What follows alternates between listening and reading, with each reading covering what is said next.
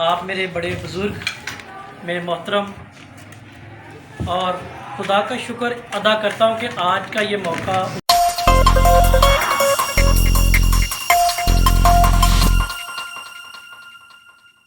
شان صلیب کو میں صرف ایک نقطے سے ہی بیان کروں گا۔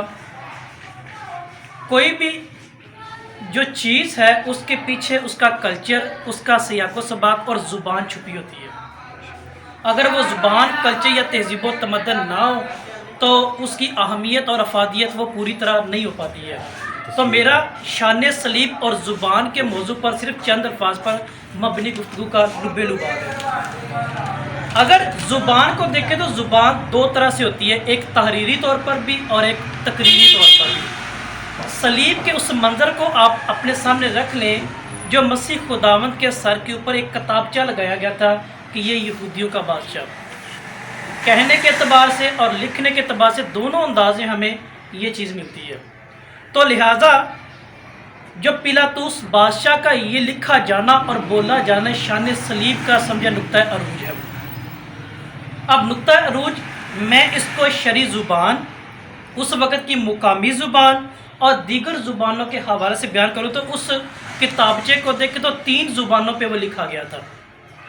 ایک تھا یونانی زبان میں، ایک تھا لاطینی زبان میں اور تیسرا تھا عبرانی زبان میں۔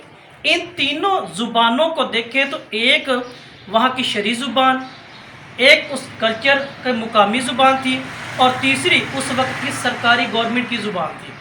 اب ان تینوں زبانوں میں تحریری انداز میں شان صلیب کو انہوں نے بیان کیا۔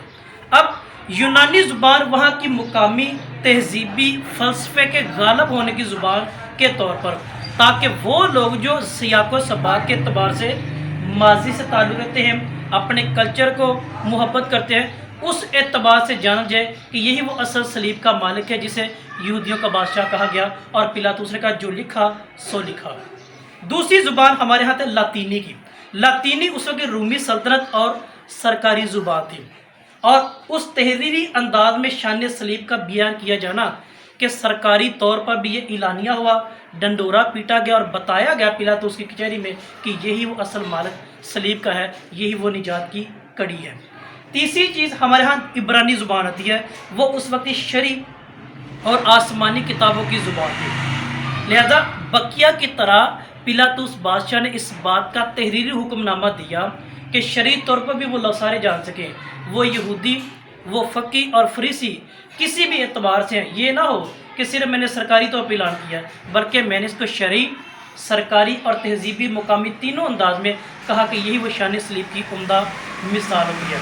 جب یہودیوں نے اعتراض کیا اور کہا کہ یہ نہ لکھ بلکہ یہ لکھ، یہ کہتا ہے، اور اس نے کیا کہا کہ جو لکھا سو لکھا۔ اب جو لکھا سو لکھا تینوں شرعی، مقامی اور گورنمنٹ یعنی سرکاری زبان کے اعتبار سے اس شان صلیب کا نقطہ عروج کہا گیا۔ اور وہی چیز دیکھیں جب مسیح خداوند نے آخری کلمہ کہا تمام ہوا، یہ تمام ہوا اسی چیز کی کڑی اور ساری چیز کا لب لباب ہمارے سامنے لے کے چلتی ہے۔ تو مطلب براہ راست کیا ہوا کہ پیلاطوس نے اس کو سرکاری طور پر، مقامی طور پر اور دیگر زبانوں کے طور پر قبول کیا، قبولیت کا راستہ اپنایا، اس بادشاہت کا اعتراف کیا جو واقعی ابتدا بھی تھا، انتہا بھی تھا، الفا بھی تھا اور اومیگا بھی تھا۔ یعنی صلیب کا روح پہلے لانتی تھا، لیکن اس موقع پہ آकर اسے کڑی بدل دی اور وہ کہتی زندگی کی راہ بن پڑی۔ تو میں یہاں پہ آخری بات کر کے نذیر کیسر صاحب کا یہی شعر ایک بیان کروں، کہتا ہے سادہ نام سادہ کاغذ پر لکھ کے رہ گئے، اس کا نام سادہ کاغذ پر لکھ کے رہ گئے، اس کا اس سے آگے کیا لکھتے، کچھ لکھا نہ جاتا تھا۔ وہ جو بادشاہ نے لکھا، وہ کہ جو لکھا سو لکھا، یہ اسی چیز کی تصدیق سرکاری طور پر، فلسفے کے طور پر، کلچر کے طور پر، پوری دنیا کی زبانوں کے طور پر بتایا کہ واقعی یہی وہ شان، یہی وہ صلیب، یہی وہ نقطہ عروج، یہی ابتدا اور یہی وہ انتہا ہے۔ اور مسیح کا آخری کلمہ تمام ہوا اس بات کی ساری چیزوں کیا کہتا ہے، وہ وائنڈ اپ کرتے ہیں۔